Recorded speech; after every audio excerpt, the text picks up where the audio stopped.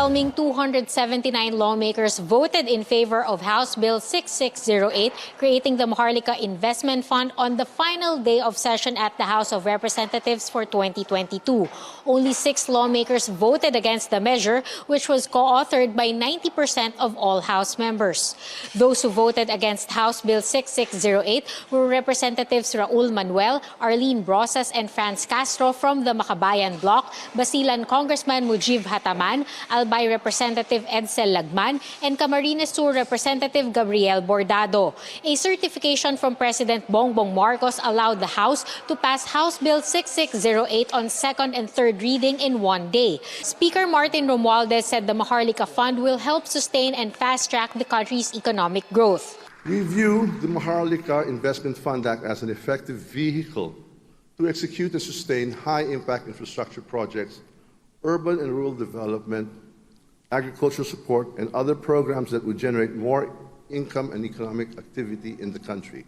House Bill 6608 was amended on the floor to increase the percentage of the Maharlika Fund's profits that will go to subsidies for poor families. The amendment was proposed by the Makabayan Bloc, which initially wanted the share raised to 30%.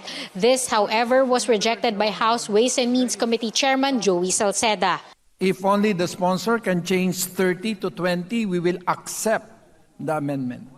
The reason being, Your Honor, is that if we make it 30, nothing will be left of the fund. So wala na akong palalaguin, wala na akong ibibigay na ayuda. So in other words, Your Honor, there is some financial limitations to really just emaciating the MIF to a point wherein it can no longer perform the objectives that the proponent wishes. Can we have it 25%? Your Honor, we accept. 25. Provisions for stiffer penalties have also been added to the approved bill. Corporations used for fraud or for committing or concealing graft and corrupt practices face a 100,000 peso fine up to 5 million pesos. Erring officials could also be jailed. GSIS, SSS, and the national budget have been dropped as funding sources for the Maharlika Fund. Instead, the initial capital will come from the Land Bank and the Development Bank of the Philippines. The Bangko Sentral ng Pilipinas will also be required to remit 100% of its dividends for the first 2 years after House Bill 6608 becomes a law.